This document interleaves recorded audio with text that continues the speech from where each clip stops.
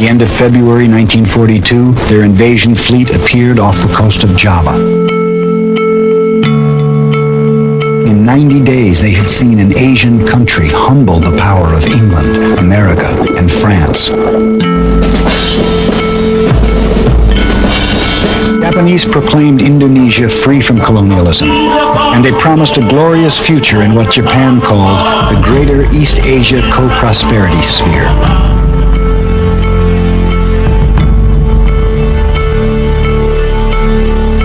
Sukarno took a dangerous course.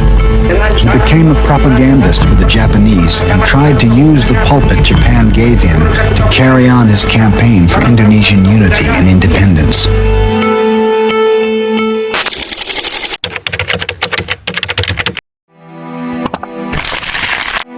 Jakarta, pagi hari 17 Agustus 1945.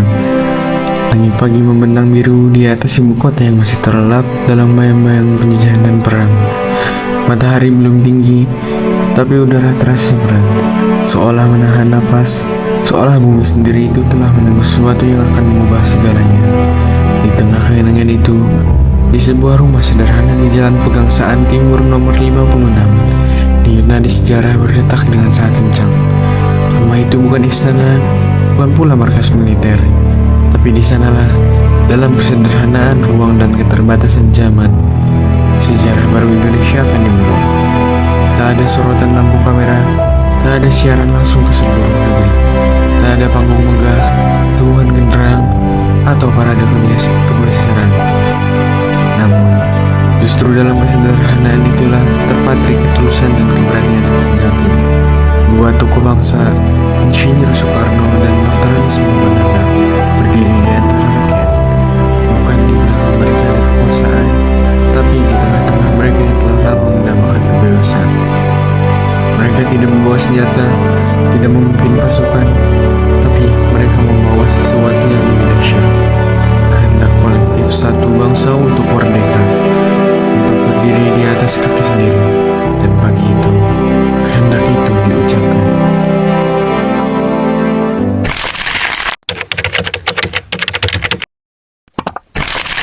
Tuan Insinyur Soekarno yang membantu usaha penduduk di sana, yang sekarang sedang sibuk baru-baru ini telah mengunjungi Sulawesi untuk mengadakan persiapan melaksanakan kemerdekaan di bawah pimpinan pemerintah Angkatan Laut dan Nipo.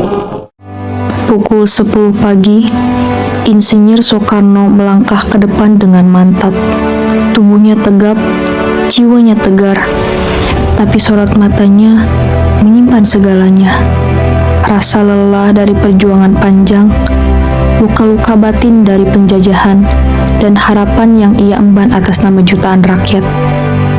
Dengan suara yang jelas, tanpa gemetar, ia membaca teks proklamasi, sebuah pernyataan pendek namun menggetarkan dunia. Proklamasi kami, bangsa Indonesia, dengan ini menyatakan kemerdekaan Indonesia. Hal-hal yang mengenai pemindahan kekuasaan dan lain-lain diselenggarakan dengan cara saksama dan dalam tempo yang sesingkat-singkatnya. Hening yang bukan kosong, tapi hening yang penuh makna, penuh haru, penuh kesadaran bahwa kata-kata itu bukan sekedar tulisan, tapi penanda zaman, garis tegas antara masa lalu yang kelam dan masa depan yang mulai merekah. Detik-detik itu adalah detik kelahiran, bukan hanya negara, tapi juga kelahiran kembali harapan, martabat, dan harga diri. Lagu Indonesia Raya pun dikumandangkan tanpa orkestra, tanpa pengeras suara, tapi dinyanyikan oleh mereka yang hadir dengan suara yang mungkin tidak merdu, tidak seragam, tapi penuh jiwa dan cinta tanah air. Itulah suara sejati kemerdekaan, suara rakyat.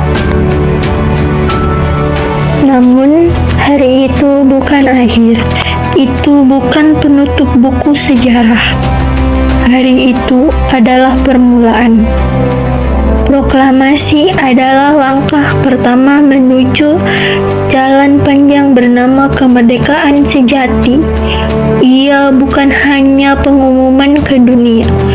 Ia adalah pernyataan kepada diri sendiri bahwa kita memilih untuk bangkit, memilih untuk berjalan dengan kaki sendiri, meski berdarah, meski tertatih.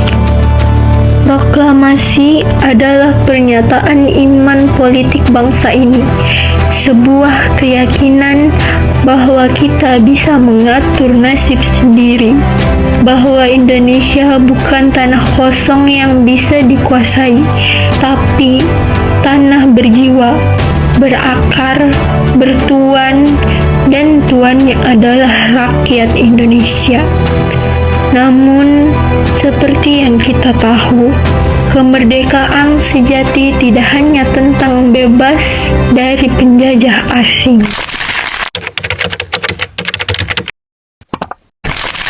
Kemerdekaan sejati adalah terbebas dari rasa takut, dari kemiskinan yang menindas, dari kebodohan yang membelenggu, dari ketidakadilan yang terus terjadi, dari perpecahan yang menghancurkan persaudaraan.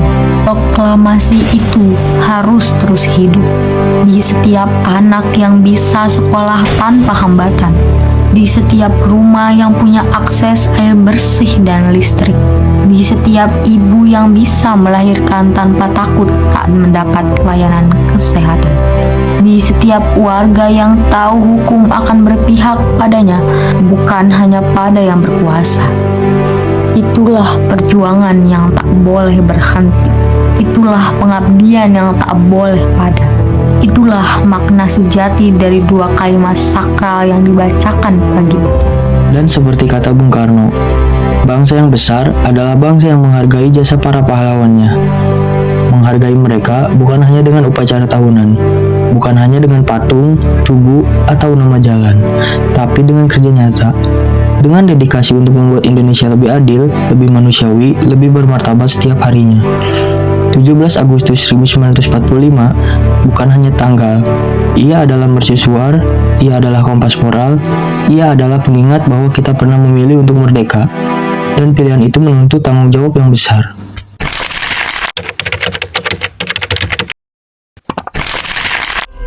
Dari Sabang sampai Merauke, dari Miagas sampai Rute, setiap dari kita adalah penjaga dari warisan proklamasi itu. Maka tugas kita adalah memastikan bahwa kemerdekaan itu tidak hanya terasa di pidato, tapi juga di dapur rakyat, di ladang-ladang petani, di ruang kelas anak-anak, di jalan-jalan yang aman, di media yang bebas dan bertanggung jawab. Karena proklamasi bukan hanya sejarah, ia adalah janji kepada leluhur, janji kepada sesama, dan janji kepada generasi yang akan datang. Mereka bukan untuk sehari, tapi untuk selama-lamanya. Dan tugas kita adalah menjadikannya nyata setiap hari.